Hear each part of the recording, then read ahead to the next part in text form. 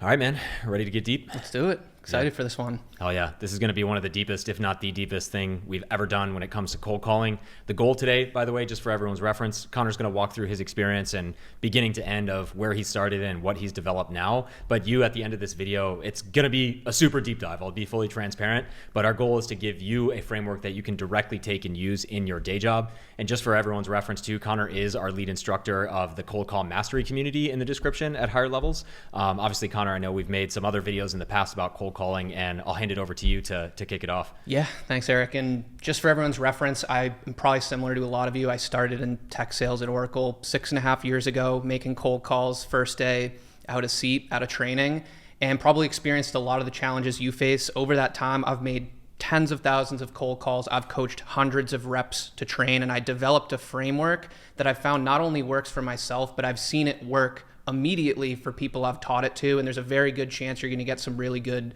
nuggets throughout this video that are going to really help your cold calling efforts. No, definitely. And just for everyone's reference, there are timestamps below if you do want to jump around, but we're going to build this sequentially in order to really build up to an entire framework that by the end of this, again, you'll be able to take it to your own job and use it literally today. But Connor, I know one of the things you wanted to address as we get into it is why cold calling is so important. Maybe we start there and we'll keep peeling it back. Yeah, because I mean, if you're going to watch however long this video ends up being, you have to be bought in that cold calling is important. And there's this narrative that's been going around recently. Like, I'm here, cold calling is dead. And I just think you're genuinely being led down the wrong path if you take that and believe it. Yes, there's other channels. Email can be great. LinkedIn can be great. But email especially is starting to become so saturated. Like there was a golden era where you could just get by, whether you're an AE and SDR, just through email for pipeline generation. Now everyone's inboxes are so flooded. It's so easy to automate and blast out emails. Everyone's doing them. I receive them. They all look the same. They all don't come off as natural or personalized.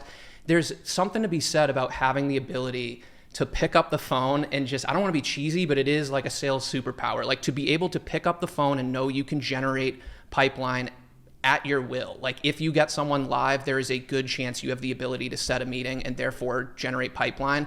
And frankly, there's a lot of people in tech sales who are 3-5 years into their career who never learned how to cold call. They're still only using email to this day. So It really is such an important, unique skill that you'll have for the rest of your career, but you'll feel like something's missing if you don't learn how to do it yourself. Yeah, totally. And I would even add for my own career, it's whether or not you're cold calling as an SDR or account executive, if you do it particularly well, I think even now it's more important that once you build rapport with a prospect and you actually show that every time you call you have something meaningful to say, it just compounds and you have a direct line. Tons of benefits I'm sure we'll get into.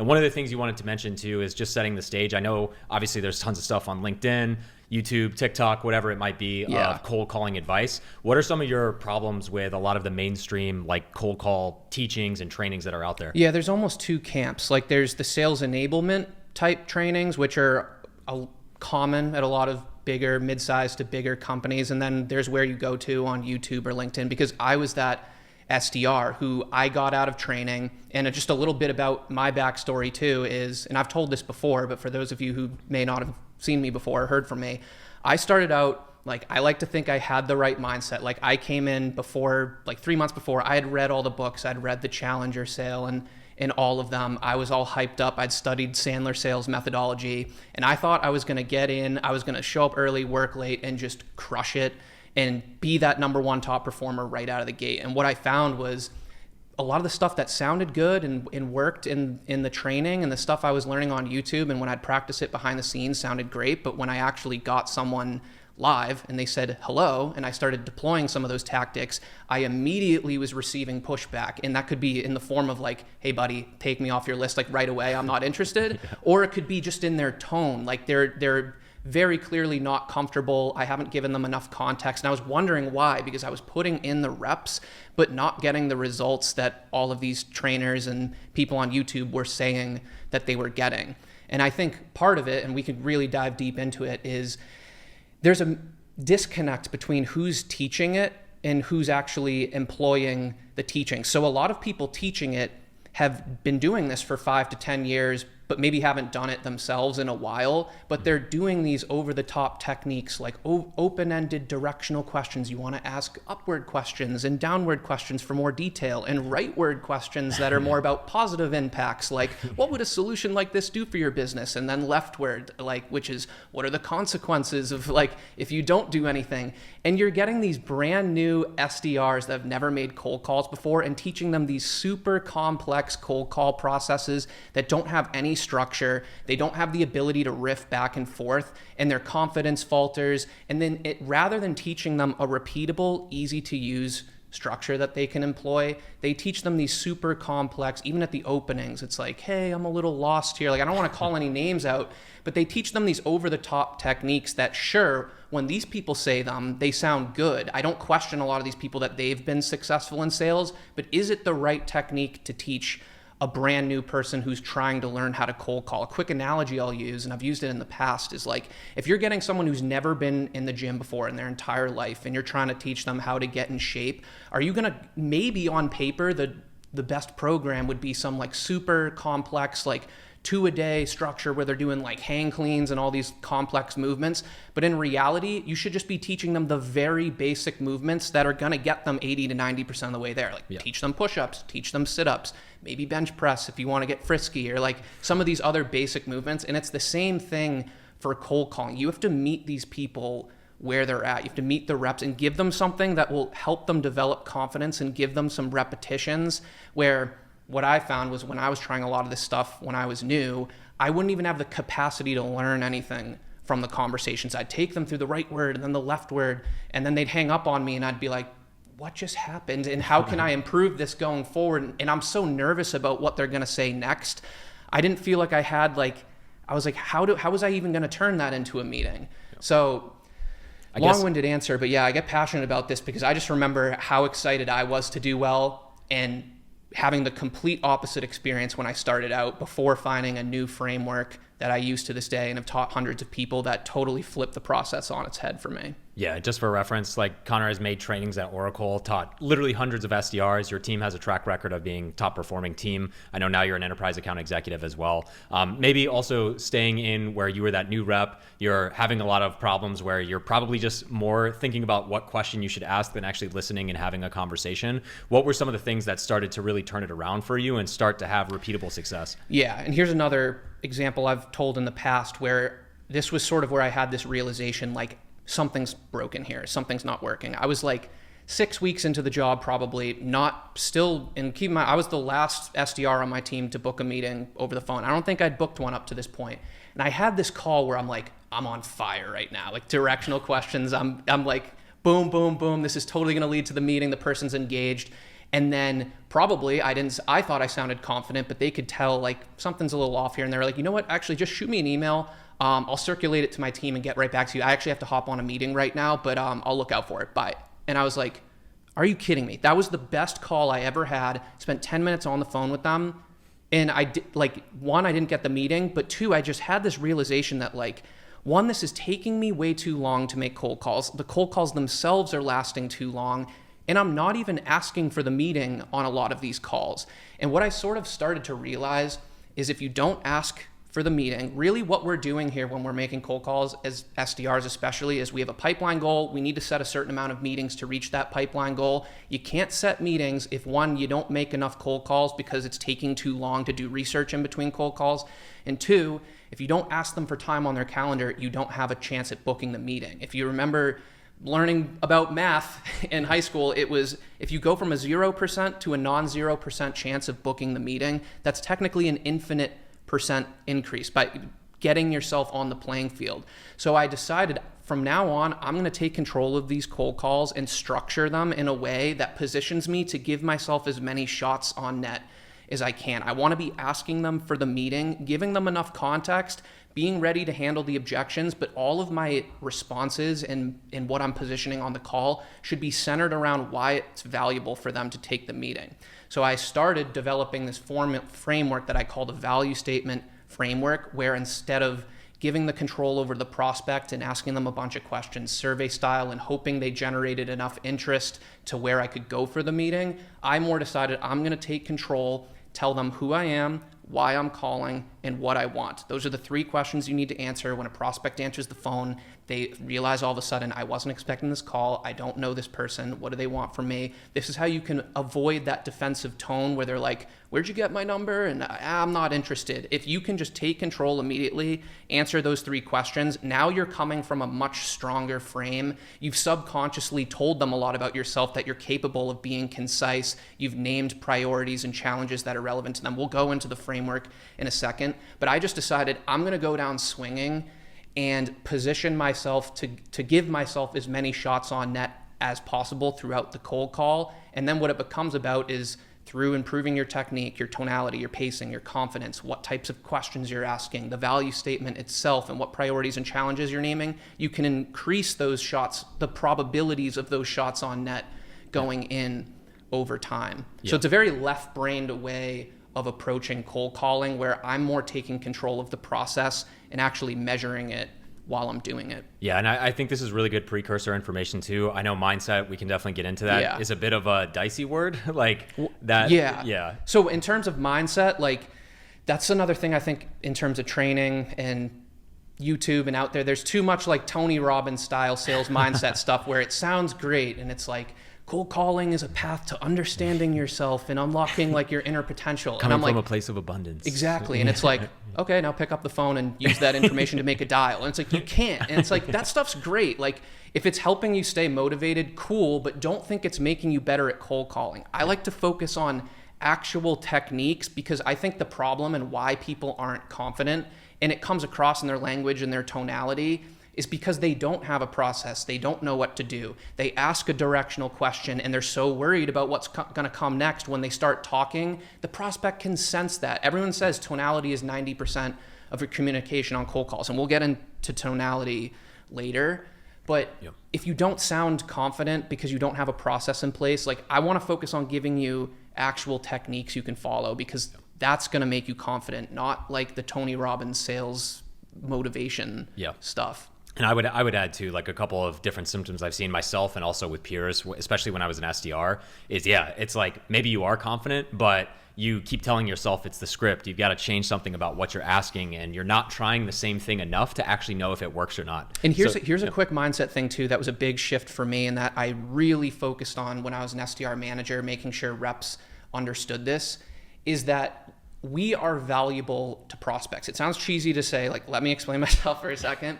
And that what I hear a lot is reps, and I experience this too, is you have imposter syndrome. You come in, for me, like I worked at Oracle, we sell a million different things. We're calling into IT leaders and line of business leaders. And in my head, I'm like, at the time, I'm like, I'm 22 years old. I'm speaking to someone who's been working in their industry and their line of business for 20 years. I barely understand ERP systems or what we sell yet. And I felt like I was bothering them. I didn't feel like what I was doing was actually helping them. And that's part of why it's so important to help reps get meetings on the board as soon as you can, so that they can get on these calls and realize customers actually get a lot of value out of this stuff. Like they have priorities and challenges that are going on in their business. They talk about them with their leaders. They talk about them on like biweekly syncs. Like we could be closing our books faster. It's taking us way too long to plan and forecast, and we're not doing so accurately. And you're reaching out, cutting through the noise, because they don't know who to reach out to. Like they might have a problem, but there's a million different vendors. They don't know how to reach out to Connor Murray at Oracle or whoever you are at your company, and you're cutting through and telling them, here is exactly who I am, why I'm relevant to you, what priorities and challenges we solve, the business outcomes, and what you're looking for, time on their calendar. And now you're a valuable resource to them going forward. That's what you're positioning yourself as. But the reason it's so important to understand that is because it comes across in your tonality and your language. When you feel like you're bothering prospects, here's the most common example where I see that come out in cold call scripts is when it comes time, and it's total killer. If you only take one thing away from this video, this is it. When it comes time to ask for the meeting, reps, because they feel like they're bothering, they want to play nice and not bother them, and they'll say things like, okay, great, and if you're interested, I'd love to set up some time next week if possible. They put these little caveats on there that essentially say, hey, you don't have to take me up on this, like if you do, that would be great, I'd love to set up some time, but we don't have to. And it makes the path of least resistance for the prospect to say, no, maybe send me an email, maybe they'll be polite. But I like to convince reps that what you're doing is actually valuable. This is why it's important to work for a company and a platform, sell a platform or a product you believe in, so that you genuinely almost have this mindset that like the prospect would be ridiculous not to take you up on a 15 to 20 minute meeting at the very least. Like they're going to learn something at the very least. Yep. So it's understanding your value and that what you're even though you may not understand everything or the whole buying process yourself yet, that you work for a great company that has a market position for a reason. Like most companies go out of business. So chances are if you're working for a success, whether it's a successful startup or a more established company, like they should be meeting with you and discussing these priorities and challenges that they're focused on at the very least. Yep. Like, because people get promotions from these like if they take on a project with you and maybe you're not the one running the cycle yet, but they take on a project and it's successful and they get ownership over the project, it can lead to promotions like at times, like big pay raises. Like people love this stuff. Yep. It's just they don't, you have to convince them that you're worth spending time with, because everyone in the world is trying to set these meetings. And that's why it's so important to sound confident and concise on these cold calls, like you're competent and that this is going to be a good use of their time potentially to spend another 30 minutes with you or even more and bring in part of some of their peers and stake their internal brand on this. Sure. But yeah. Valuable to prospects. Yeah, totally agree. And obviously this is what we work on in the cold call mastery community that is in the description. I know, again, like we'll get into the framework now and kind of the things that you do and how it applies to every vertical. But I think to that point, it's like on the surface, one, we hope you get a ton of value out of this video and like have a lot that you can take from it. But to your point, it's like when you actually listen to the calls, there's so many minor things. I know you talked about inflection when it's introducing yourself, the difference between a downward inflection and an upward inflection. I know we'll get into in terms of how a prospect perceives that. It's a question of like, how you doing today versus like, how you doing? And it's the slightest difference that can literally make all the difference in the world, like a slight uptone versus slight downtone. And I know because I've listened to literally thousands of these calls, and that's where I'm like, they need the little feedback, like say it just like this, no, like that. Like you just have to run it back, and it's once you find that right sweet spot, you instantly go from being not confident to confident. And it's like the little details like that. No, it's totally great. And I think now would be a good time to kind of break into the actual framework. So those of you that are listening, this is where we're actually going to get into the overall structure. Again, you'll have to take this and modify it. But not only are we going to give you a framework, like we have several examples from several different verticals. Like Connor's team's at Oracle, he himself has sold to different personas, different industries, different types of companies. So we're not just going to give you one and say like, hey, good luck. We'll start with the framework, but then actually give you concrete examples and real scripts that your team has used for different personas and otherwise. So yeah, and what's key here is the framework. It's something you can take and make it your own. It's not exact words to say, but it's to show you how it's like 80% the same depending on the vertical. It's structured the same way every single time, but you can replace what priorities and challenges you name and how you solve them depending on the personas that you go after and what your specific solution does. But I call it the value statement framework. I mentioned it earlier. You answer those 3 questions: who you are, why you're calling, what you want. But it starts with the opening too. So here's a little bit how I teach it differently than a lot of what's taught out there. A lot of people are like, oh, I want to have fun with my cold call openings. Do you have 27 seconds for me to tell you why I'm calling? This is a cold call. I know you probably hate cold calls. My opinion is like, I want to get what I call an assumptive formality. I want to limit variance at the opening so that I can, because again, the goal here is to give myself a shot on net so that I can then get into that value statement. So it's to lead off with an assumptive formality. And that is where the tonality comes into play. It has that downward inflection. It's not an exact line. I still just say, how are you? So, hey, Eric, this is Connor Murray calling from XYZ company. How are you? Or how have you been? Or it could be, hey, Eric, how are you?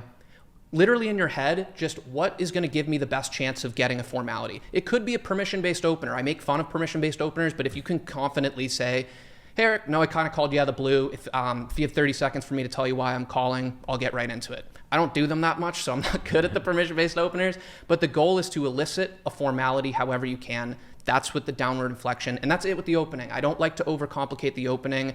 You can make lots of videos on it and speak to it and talk about these psychological principles, but in the end, I think the goal is to limit variance and get into your value statement. So the value statement, again, is who you are, why you're calling, what you want. And it's very simple. Generally, I like to keep these 30 to 35 seconds. You should time yourself, because if you initially make a value statement, it might take you 45 seconds, but that's because you just haven't rehearsed it enough. And the more you do it, it starts to flow off your tongue. You have it memorized. cut down a little time here and there. So really rehearse it. But the who you are is very simple. You typically just say something like, hey, Eric, this is Connor Murray calling from XYZ company. How are you? Good. I'm just reaching out because I like to say that because I'm pretty forceful at the opening. So I like to balance it with, hey, Eric, this is Connor Murray calling from XYZ company. How are you? Good. Yeah, I'm just reaching out because, and then I go right into it. I'm part of the team. It can be very simple. I'm part of the team. If you're reaching out to a specific industry, I'm part of the strategic retail team that supports XYZ company regarding back office financial applications. That's it. That's who you are. That's how you're relevant to them. You don't have to overcomplicate it. And now if you made a list of 100 people that work in finance in the retail industry, that is a script that's going to be relevant to them. It is as to who you are. So that's how you kick it off. And then you get into what priorities and challenges you solve and how you solve them. It's typically 2 sentences. So good, I'm just reaching out because I'm part of the strategic retail team that supports XYZ company regarding back office financial applications. And I'm just reaching out because we work on priorities related to, and then this is where, based on their title, you name 2 or 3 things that are relevant to them. So I'm just reaching out because I work on priorities related to strategic planning, budget forecasting, scenario modeling. And we work with retailers to do this by eliminating the amount of spreadsheets they're using. So now we're getting into how we solve them. Eliminating the amount of spreadsheets they're using, reducing siloed data sources, and putting everyone on a common data model. And now you've given them a lot of context as to who you are and why you're reaching out. So I'll just run this back and I'll do a finance example again from the top. So yeah, I was going to say, like, just for quick pause. We'll take all that now and do a solid run through. Yeah. Hey, Eric, this is Connor Murray calling from XYZ company. How are you? I'm good. How are you? Doing well. Good. I'm just reaching out because I'm part of the team here that supports XYZ company regarding back office financial applications. So we work on priorities related to strategic planning, budget forecasting, and scenario modeling, usually by reducing the reliance on Excel and automating a lot of those monthly financial reports you have to do. So we'll be your main points of contact here for any priorities you have in these areas, resources you may need, anything like that. Okay. And then that's where you pause. So this is before I get into what I want. That's where I pause and I get their feedback. If it's positive, then I'll pretty much transition into, and yeah, I know I kind of called you out of the blue here. So I was actually more just looking to set some time next week just to get introduced and aligned with your priorities going forward. How does your calendar look on Wednesday or Thursday? Yeah, it's, I don't know. I'd have to pull it up. Yeah, you can pull it up right now. How does it pull it up, Eric? Yeah. But so it's really the structure here of who you are. And so here's another thing they don't teach in sales training is how to be efficient at cold calling. Because it's one thing to have a targeted script each time you make a cold call, but if you have to pull up their LinkedIn and do research on their company and spend 5 minutes in between every cold call, you're only going to make 20, 25 dials a day. The purpose of this, and that's a very generic, basic example, but the purpose of this is if you said that to a list of 100 finance people that you added to a list, chances are it's going to sound pretty relevant to them. And the more you do it and the more confident you sound, the better you're going to get at it. Yeah, for sure. And I know we're going to break down other examples as well, and also common objections. That's kind of where my mind goes to as well. I know we were kind of role playing there for the calendar example, but let's say you get through everything that you just mentioned and they, instead of agreeing to a meeting, like what are the common objections you're getting there? And then how are you overcoming those? So here's back to my framework now of giving yourself as many shots on net as you can. So yes, there is a time when you want to open up the conversation based on the objection they give you, but I think a lot of people forfeit a shot on net or a probability of booking the meeting. So a common one is like, hey, Connor, thanks for reaching out. We actually already use ABC for our planning and budgeting system, so I don't see why it makes sense to meet. Instead of going into asking them questions about any priorities they have in the future, how's that system going for them, anything like that, I want to double down and sell the time. Another way of saying it is acknowledge their concern and tell them why it makes sense to meet anyway. This is your second shot on net. So your first one was when you told them who you are, why you're calling, and then stated what you want, that you were looking to set up time. They've objected. Hey, we already use XYZ or ABC company as a planning and budgeting solution. I would immediately meet them and say, Got it. Yeah, that's actually why I was reaching out. We work with customers of X competitor all the time. So if there's ever a fit, we can move ahead. But I think it at least makes sense to get you introduced to the rest of my team going forward, because we'll be the main ones supporting you here in all of these areas for the foreseeable future. So does Wednesday work for you? And now you've just given yourself another chance at booking the meeting, because you guys would be very surprised. A lot of people actually receive your value statement well. What you said sounded targeted and relevant to them and different than the average cold call where they lead off with a bunch of questions survey style and they don't even know what the call is about. You've made your intent clear, but their first instinct is to push back a little. A lot of times it's subconscious. They find some excuse as to why it doesn't make sense to meet. And simply by you immediately meeting them at the end, being prepared, I tell people to literally make flashcards for the most common examples for this step. If you can meet them at the end, double down, like you're unfazed and you're very assumptive in setting this meeting, like you're expecting this meeting to happen and they will have to break your assumption. You've just given yourself another probability of booking the meeting that you would otherwise be foregoing had you gone, because now if they push back on that, like, hey, we already work, like exactly what I just said, like that's why I was reaching out, and they're like, and they have some other objection, but now they're engaging with you. Now you've probably been on the phone with them for a minute at this point, and this is where you can open up the conversation and start giving them a little bit more context as to how you work with people like them or how you work with customers in that industry and handle that objection that way. And we have some examples I'll cover in a second, but that is when you can open up the conversation. So this is the biggest difference I have with this framework compared to the typical sales training, is that I think the burden of proof is on us. We have to deliver value first and pattern interrupt them a little bit and convince them, hey, we're different. I'm going to get right to the point. I'm not here to waste your time. I've named some priorities that sound very relevant to you, how we solve them, and I've made my intent clear. Now you're doing that discovery, if you want to call it that, or an objection handling from a much stronger frame, where the typical sales training teaches, give them a little context, but then, so what priorities are top of mind for you going into FY25? And it's like, you haven't earned the right to start asking them questions. You've just interrupted a busy working professional. This finance guy I'm calling is probably ripping through a bunch of different spreadsheets, has a bunch of people pinging them. And I know this because I've had this happen to me. I've had people cold call me while I'm on my job to sell like sales automation tools. Like they think I'm a decision maker at Oracle, which I'm just not. But I'm like, in my head, I'm like, I have a customer meeting in 2 minutes. I don't have time to answer a bunch of questions right now. But if you just got to the point, told me what you did and why it might be useful to me, yeah, I might set up some time with you next week if you made it easy for me. Yep. But that's the whole point, is now if they're still objecting and going back and forth with you, they're telling you they do have time to spend on the phone. They are moderately intrigued by what you've said. They just need a little more context and a little more value out of you to convince them that it's worth setting aside more time to meet with them. Yeah, for sure. And I know, this is incredibly deep, and I think now would be a good time too, if it works for you, to actually give different examples of things that you've coached our students as well. I prepared some. Let me pull it up. And just for everyone's reference too, this is the kind of stuff that Connor is teaching in our cold call mastery community. And we actually work to give you direct guides and actually tailor it through live coaching as well, to not just say, hey, here's what you should do, because quite frankly, that's what this video is doing. It should be giving you a good launch pad. But these are examples of real scripts that Connor has helped people in their specific niche and vertical develop. Yes. And before I go into this too, a key part of this process that I haven't really gone into much detail yet is this process of coiling the spring. So you don't just randomly rifle through these different scripts. It's what I said about cold calling efficiently is different than being an effective cold caller on each individual cold call. Part of it is, if you're going to make a finance value statement or an HR or a marketing value statement, you also want to spend the time to make different lists by persona within that industry. So within finance, there's VPs of FP&A, there's controllers, there's accountants. Each of them care about slightly different things. So you're going to name slightly different priorities and challenges that you solve based on who you're calling. But the goal is to make these really large lists of these personas so that all you need to know is their name and the name of the company they work for, to know that what you're going to say is likely going to be very relevant to them. You don't need to pull up any company information or LinkedIn.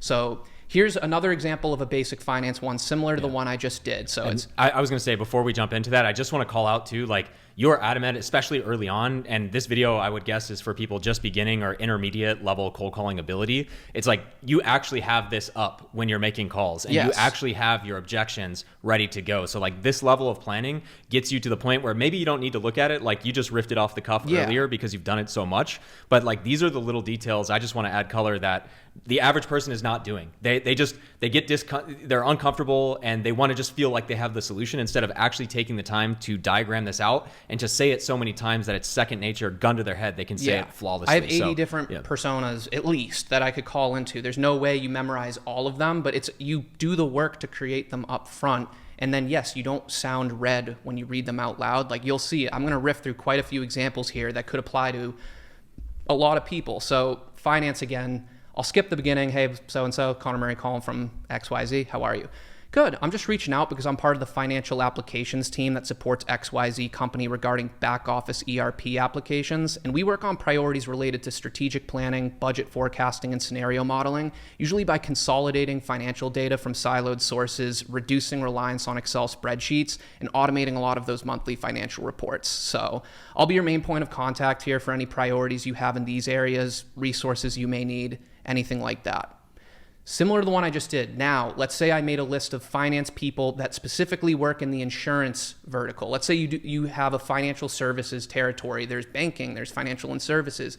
Banking, insurance, like different verticals. You can sound more specific and give off more value by making slight tweaks. So here's a different example that I've made before. Good. So blah, blah, blah. Good. I'm just reaching out because I'm a business development manager here that works with insurance organizations on priorities related to claims analysis, fraud detection, and risk assessment, usually by working with customers to implement BI capabilities that segment customers and analyze claims in real time, and also create customizable dashboards that are interactive and made for self-service reporting.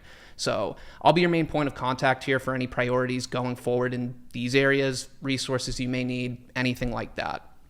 So it sounds very similar, and when they're written out, they look very similar, but instead in the first one, I was kind of broad and just said strategic planning, budget forecasting, scenario modeling. In this one, I said claims analysis, fraud detection, and risk assessment. It's more specific to someone in insurance. Now let's do life science. Good. I'm just reaching out because I'm part of the strategic life science team that supports XYZ company regarding back office financial applications. And we work on priorities related to clinical trial planning, cash runway forecasting, and commercialization, usually by working with life science customers to integrate and centralize their data sources to track clinical trial budgets in real time, run accurate scenario models, and accelerate the commercialization process. So don't do what I just did and look over to you mid-script, like stay focused on it. But again, it's mostly the same. I'm telling them who I am, but positioning myself as the strategic life science team. And instead of insurance, where I named claims analysis, in this one, I talked about clinical trial planning. That's specific to life science, cash runway forecasting. So just a couple more examples, because now I'm going to do a different line of business. So it's like, say you don't sell financial management software, you sell HR software. Here's how you can use the same general framework if you're calling someone in HR. So, hey, so-and-so, this is Connor Murray calling from XYZ. How are you? Good. I'm just reaching out because I'm part of the HRIS application team that supports XYZ company regarding HR applications. And we work on priorities related to talent management, workforce planning, and recruiting, usually by working with customers to do things like automate much of the onboarding process, create a single employee data model for all of HR, and better forecast future talent and staffing needs. So I'll be your main point of contact here for any priorities you have in these areas going forward, resources you may need, anything like that. And now you could call 100 HR people, and that's probably going to be a good starting point. Now you obviously want to take these and make them more specific based on what you know about your company and the specific pain points that the personas you go after like care about. But it's an easy, simple, repeatable framework where you're immediately giving value. And remember, you pause at the end, like anything like that. You'd be surprised. It could be uncomfortable for 1 to 3 seconds, but a lot of times people just are like, okay, like, so where'd you say you were calling from again? Okay, thanks for reaching out. I'll write your name down. And they might start to ask you some questions for more context. But that's where you can start to get a gauge of like, did this person seem to receive it positively? Because now you have that bullet in the chamber where you're like, yeah, great. And I know I kind of called you out of the blue here, so I was actually more looking to set some time later this week just to introduce you to our team and get aligned with your priorities going forward. Are you free on Thursday afternoon? And that's kind of the framework. I'll do one more example, HR in retail. So now we're doing that same HR framework, except for an HR person that specifically works in retail. So, hey, Connor Murray, how are you? Good. I'm just reaching out because I'm part of the HRIS application team that supports XYZ company regarding HR applications. And we work on priorities related to employee engagement, onboarding and development, and workforce planning, usually by giving retailers a scalable LMS system for quick on-demand learning, AI tools to analyze real-time employee feedback, and the ability to optimize hiring and staffing levels on a location-by-location basis. So I'll be your main point of contact here for any priorities you have in these areas, resources you may need, anything like that. Nice. And one other comment I'll make is notice how the frame that I tell reps to hold is an assumptive frame. I'm saying that basically telling them, here's who I am and why I'm important to you. What do you have to say to that? And they're really going to have to break my frame to tell me they don't want to meet. It makes the path of least resistance when I go for the meeting. Like, I'm expecting this to happen, not asking if they're interested or if it would be worth their time or if they're possibly free. Like, I have a very downward inflecting tone throughout that. I've been very concise. You can time those. I'm guessing they were all around 30 seconds or so. It sounds like a lot when you're getting it out, but in reality, it's not that much. And in prospects, a lot of times they're not logically registering every word you're saying. They're just in their head like, whoa, a lot of this sounds relevant to me. They're very concise. I haven't heard someone cold call like this before.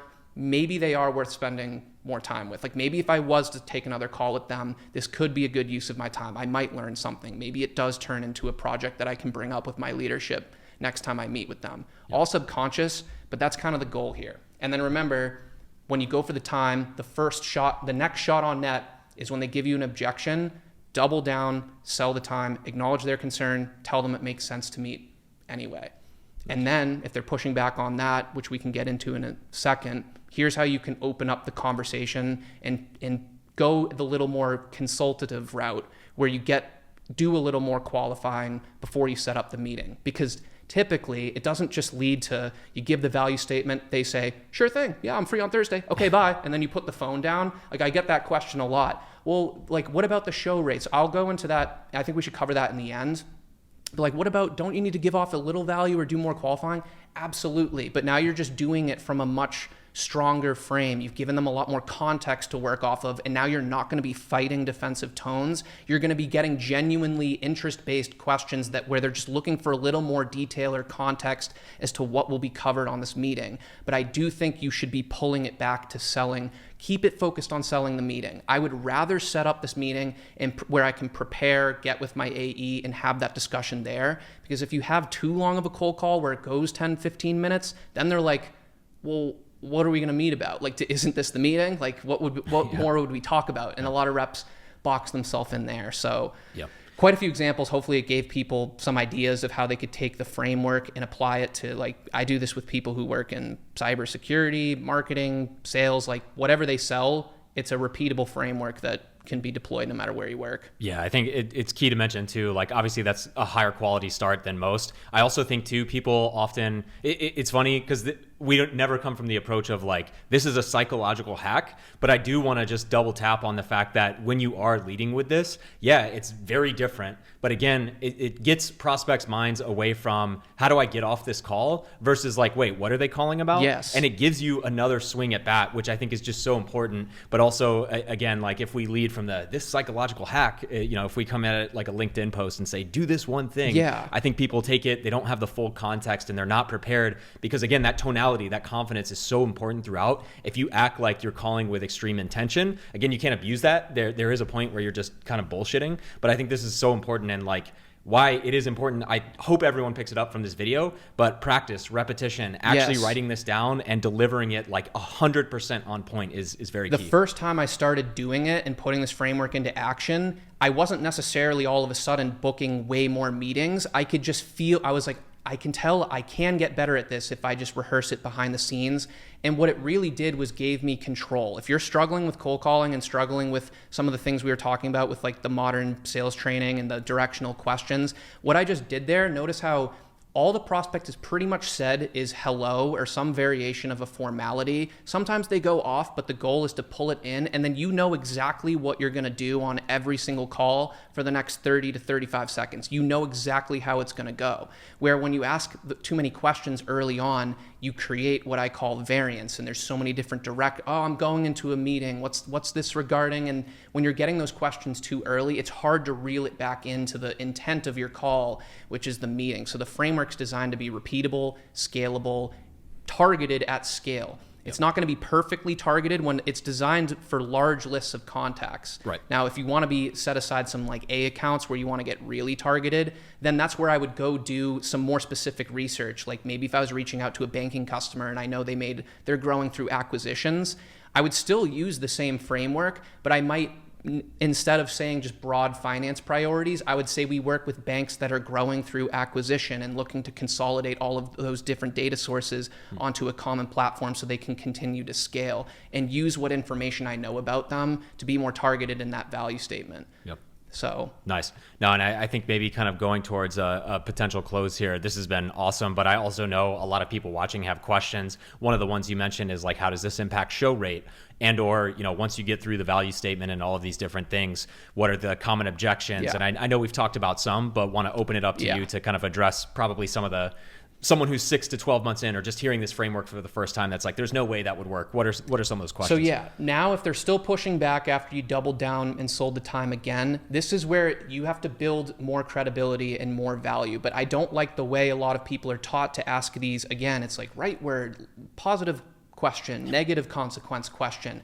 What I think you should do is give them some sort of hypothesis as to why you are reaching out. The framework is essentially, and I ask, but like whatever question you're asking, you ask it and then say, and I ask because we work with a lot of retailers on blank. And these are things you can pre-prepare. Again, like you don't have to be riffing all of this off the top of your head. You can prepare good questions to ask by industry. So you get your value statements by persona and by industry. You have pre-prepared questions to fall back on if they need a little more context. So here's a couple more examples so if you're calling a VP of finance, you gave them the value statement, doubled down, sold the time, they didn't bite, but they still are engaging with you, they're on the phone. Here's a common example is you can ask, so do you know how many applications your finance team uses to complete the end-to-end close process? And the reason I ask is because we work with a lot of customers who have at least 5 or more siloed applications in addition to all the spreadsheets that are passed around across their teams. And we're able to consolidate their data and processes onto a single application and really accelerate the close process. So it's a question, and then you give them more context as to why you're asking, and then they're gonna hopefully start engaging with you again. Not always, but then the more they engage with you, you can again pull it back to like, yeah, this is great, and this is exactly why I wanted to set up a meeting. Like this is what we wanna cover on the next call, and then positioning it as let's get to the meeting because now you've given them more context. Totally. But this is something that's repeatable. I'll do another example for that retail industry, HR question. So what are the priorities you're focused on related to recruiting and retaining talent this year, especially with the seasonal demand and high turnover rates in retail recently? And I only ask because we're working with a lot of retailers to reduce turnover rates and seasonal staffing challenges through the use of AI to forecast more accurately and better engage employees. It's just a lot more context and value, and it's something for them to bite on and chew on that will get them going. And hopefully you've built up enough credibility in all the context you gave them in that question about working with other retailers and going more specific into the priorities and challenges you're focused on and how you solve them. Yep. But this is how you can be prepared, keep control, and have a framework to fall back on, but do so at scale. It just takes a lot of work on that process of coiling the spring up front. You have to make the different value statements. You got to pre-prepare the questions. These are things you can hopefully work on with your manager or your AE in your different meetings. You don't boil the ocean. Like it takes time. Start with your most common personas, your top industries, and work your way out to the more niche personas and objections over time. Yeah, no, really great stuff. And yeah, I think like this stuff, either I think there's a camp that's going to think that there's no way this would work. There's another camp that probably think this is like too simplified and doesn't work. But again, like this is why we put such an emphasis on live coaching, and why, like, quite frankly, the only reason we created Cold Call Mastery in the first place is because we had tons of people reaching out to you,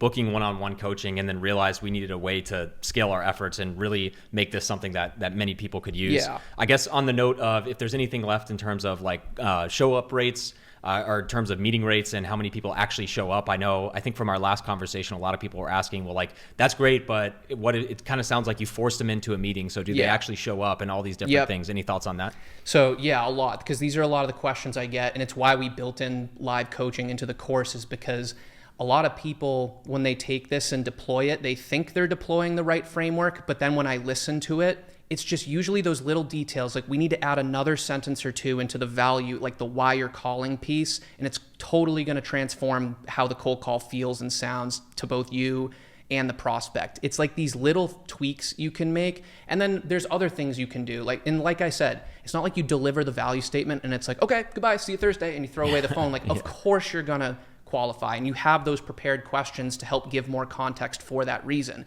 But I'll just remind people, booking meetings and then having a problem with show rate is a higher quality problem than not booking meetings in the first place. I'd rather book 10 meetings in a week and have 7 of them show up than do the directional questioning and manage to book 3 by grinding my teeth and have all of them show up. Yep. Like, a low show rate isn't necessarily, sometimes it's just a symptom of how well you're doing. Statistically, things are going to come up, but there's little things you can do, like have them accept the invite on the phone. Like, a little line I fall back on a lot is like, hey, by the way, I'm having a lot of trouble with my email today for some reason. I just sent that over. Can you make sure it went through? Like, have them accept it on the phone is one way. There's little things like try to book it for the same week rather than next week. The data shows if it falls into next week, the show rates decline by a little bit. Another thing you can do, and this is something I don't see anyone talk about, is the agenda you send over in the invite. A lot of the agendas I see are very fluffy agendas where it's like introductions, learn more about your role, teach you about how our company can potentially help you going forward. And it's like, no one wants to get on a call to teach you about their role. They want to be taught something. They want you to come in with the point of view. So it's even little things like that where, let's say you booked a meeting 7 days out into the future, they kind of forgot about the cold call, went back to their day, and then they see the invite on their calendar and they pull it up and they're like, wait, what's this call about? Oh, learn about my role, what? And then they just don't go to the meeting. So coming up with pre-prepared, strong agendas that you should work with your AE on, where you tell them what you're going to teach them based on what you know about their persona and their industry, and sending that out right away after the call too. Don't wait like 5 hours. Sometimes people do that for some reason, but sending that out quickly, trying to keep the meeting ideally within the same week. It doesn't need to be the very next day or the same day, but I think same week is ideal. Sending a strong agenda. But a lot of times you can tell, like, and when I listen to these calls, you can almost tell when the prospect's like, you kind of brute force their way to a meeting. They seem reluctant to take it, but it seems like they kind of just wanted to get off the phone and accepted your invite. That's fine. I'd rather have the potential of a meeting than not, but that's where I might tell my AE, or if I'm an AE, expect like this probably better chance than not this is going to be a no-show. Yep. So I would tell my AE, if you're an SDR, I would tell my AE like what happened. Like, hey, I just did whatever I could to set the meeting. He seemed kind of reluctant, but got him there, sent out the invite. He hasn't accepted it yet. That's where it's like, if the AE wants to join, cool. Like, as long as you've set that expectation. If not, you can be like, I can just take that call, like give it yourself, practice it running some of these calls that you think like maybe it's a low level end user that isn't probably going to lead to an opportunity. You don't know if they're going to show, but you could at least get on and just play it off like, hey, AE was out sick today or couldn't make the call, and try practicing running that discovery call yourself. Totally. So no, I mean, so many great nuggets here. And I would just reemphasize, like, every single one of these pieces is a lot more work than the average person is doing. However, on the flip side, this is something that we really try to get people, and I hope from watching this video, you can understand how you can systematize these things. I imagine similar to the value statement and framework that we went through, when it comes to even an agenda, as you write an agenda for one person, you can copy that and have like a master document. So now when you're sending an invite in the future to a similar persona, it's more or less the exact same agenda. But I will tell you now, running higher levels, and I know you and I both both get drilled by people trying to make our thumbnails, trying to edit our videos.